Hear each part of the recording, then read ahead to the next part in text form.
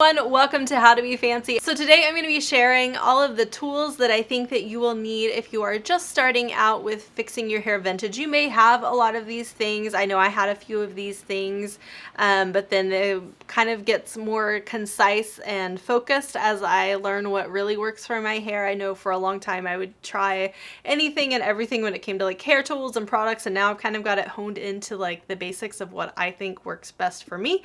And so I'm going to be sharing those things with you. You may have other things that you are welcome to leave it down in the comments that have helped make your vintage hairstyling life that much easier. So let's get right into the basics of hair tools. When I was first getting into the basics of styling vintage hair, this was the #1 brush that was recommended on YouTube, and it is still recommended on YouTube, and it is for a very great reason. I'm sure you've all seen or heard me or someone else lauding the praises of the Denman brush. That's what this little guy is. I had to get a brand new one. I usually have to get a new one every couple of years because when you color your hair a vast array of colors like I do, you tend to dye these little nylon bristles, and so mine was very, very green, and so I just got a new one, so I thought I would show you while it was nice and new. This is great because it's got these really nice wide kind of separated plastic bristles, and when you're working with a really dense curl from something like a foam roller set, this is really nice to just kind of help you brush everything down to the bottom of the hair without getting tangled up into any like bristles, or you know, like with a big paddle brush sometimes you don't get the control, but because this is a little bit smaller of a size, it's a little bit narrower of a size, it's very, very handy for controlling that curl and getting it down to where you want it. So this is usually what I will use to either detangle my curls or just kind of smooth out the crown initially before I really start into like fine-tuning the curls of my hairstyle. Now, if I am traveling and don't have room for a lot of hair tools, I will generally only pack this little guy. This is a little teasing brush. Mine is by Teased by Philips. There's a lot of different styles. This one is the wooden handle. There's a ton of different styles, but basically what you want is any kind of teasing brush that looks similar to this. It'll have really like bristly bristles here, and mine is well loved and well used, as you can see. But what this does is really helps you get up into the root of your hair. And so if you're wanting to add a little bit of volume, maybe you're like me and have very straight, fine kind of hair, but you want to add a little bit of volume, or you want to create that like swoopy Marilyn Monroe bang or something like that, you're going to need a backcombing brush. I know a lot of people are hesitant to backcomb, but honestly I would rather backcomb and get the look that I want and have it last for a few days than to be like constantly trying to put tons of product in my hair to get the look that I'm wanting. You can be very gentle when you're backcombing as well. I don't think you always have to like really, it's not the 1980s that we're going for, so you don't have to like really go to town. You can be pretty gentle. I'll show you some techniques later on about how to backcomb, but this is the brush that I use. The final thing that I normally use is a little comb like this guy. It's kind of got like the little rat tail on the end of it. I find this very, very useful for smoothing out curls once I've got my curl into place. This comes in really handy for smoothing everything and like kind of blending all of those curls into like one cohesive look. That's what I love using the rat tail comb for. You can also back comb with this too though, and I find that you get a little bit more of a gentle back comb if you like to use this. It's also great for separating out any kind of bang section or creating, you know, spaces for if you're gonna do like a victory roll and you want to separate this front hair out. That little rat tail comb comes in really handy. Just so you know, you can always find any of these products linked down below. I usually find everything on Amazon, but you are welcome to find them anywhere. I just like to give a point of reference, some kind of starting point for you to go on your shopping adventure. Two little things that I couldn't live without when styling my hair. #1 are these little duckbill clips. I'll get closer so you can see. It's probably a little too bright for you to see. There we go, something like that. These little duckbill clips are what I use when I heat style my hair. They hold the hair into place. You can also get the longer ones, and those are really great for when you're trying to set a wave into your hair. You can use those to help lift and hold that hair where you want it while you spray it or do whatever you need to do, just while it cools off, so that you get a really nice finished set.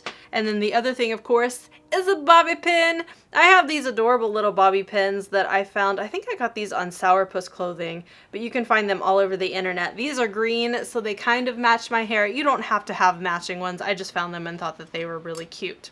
When it comes to wet setting, I don't tend to do pin curls, although you can do that. What I like to use are foam rollers. I have this little bag here, and this is what I use pretty much nightly. I have two sizes of foam rollers that I like to use on my length of hair. The first is the 3/4 inch, and then the second is the 1/2 inch like this, and I use them a little bit differently. Again, I'll share this in a different video how I use them, but I just separated those out from a big box of like 4 different sizes that I found on Amazon, and I separated them into a bag of the ones I actually use so that it's handy and quick. When my hair was a lot longer, I thought I'd go ahead and mention these because this is what I preferred using then, and it's these little, they're called wrap and roll rollers, I think most of the time, but they're just these little soft tube-like rollers, and I think they work better on longer hair because you can really get more hair across the tube and then tighten it up, and also they're really way more comfortable to sleep in than foam rollers. So if you can use these on your short hair, go ahead.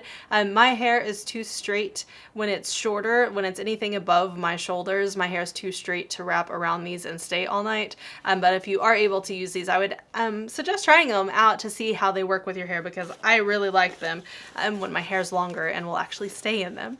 Moving into heat tools, one that I use a lot now is this Hot Tools curling iron. It's got the little wand with a clip on it. I prefer using one with a clip when I'm doing a vintage style because I can really get the ends of my hair into the heat styler. You can also use a wand if that works for you, but I like having the clip on mine. This is a 3/4 inch. It's fairly new to me. Before that I was using the T3 1 inch, but it's just a little bit big for my hair, but I do like it for kind of an overall vintage style. You've seen it in most of my previous videos. I was using that T3 curling iron. This one is new to me, and I find that I get a little bit more of a long setting curl out of the smaller size. The only other heat tool that I use other than my hair dryer, which I mentioned in my last video, is this little guy. It is from Stylecraft, and they sent this over to me for a review, and I thought I was gonna hate it because it is tiny. It's like the size of my hand, and I'm just not really into travel style heat tools at all. But I started using this, and it may be my new heat tool, and I may not have used anything else for the past month because I love it so much. I've turned it green, which was a mistake on my part for requesting white, but there you go. You can't always get something aesthetically pleasing and have it function without getting green hair color on it if you live in my world. But this is it's called the Schmedium flat iron from Stylecraft. For a travel size product, this thing gets up to 410 degrees, which is really, really hot for a heat styling tool. I do wish it had a temperature gauge on it because I could probably lower that heat a little bit, and you always want to use the least amount of heat possible on your hair, especially if it's damaged like mine. But because this works so well, I kind of just overlook that. The thing that I really like about it is that the plates on this are at least the same size as a regular sized flat iron without taking up all of the extra space. So I've really enjoyed using this. It's got a little swivel cord too, which is handy when you're doing, I use this to curl my hair, and so you want one that has a swivel cord if you're going to be really kind of manipulating your hair with a flat iron. You want to be able to have as much maneuverability as possible. And again, I'll be doing completely separate videos on how I use each of these to get a vintage style look. Mine is absolutely filthy, and so just bear with me while I show you this, but the last thing that I would recommend having is a little handheld mirror like this. I travel with this. I don't go anywhere without my little mirror because when you are styling your hair, particularly when it's a more sculpted or more like finished look, you want to make sure that the back of your hair looks as good as the front. When you are styling modern hairstyles, sometimes, most of the time, that's not nearly as important as it is when you're doing vintage hair, so I would highly recommend just having a little handheld mirror so that you can check the back of your hair if you don't have a fancy bathroom mirror like I don't. And that's it. Just a few simple tools. You don't even need all of these. These are just my absolute top favorite picks. But I would say pick, your favorite brush, pick your favorite heat styling tool, pick your favorite like wet setting tool, and that's pretty much all you need. This doesn't have to be expensive. It can be a little complicated, but basically with practice and the right tools, I think every one of us can manage a decent looking everyday vintage hairstyle. I hope that this was super helpful. I will be back next week. I'm sharing with you one of these little products in a style. I haven't decided which one to start off with. So be looking forward to that. If you have any questions, of course, feel free to leave those down below. I love you guys very much. Until next time, I will see you later. Bye-bye.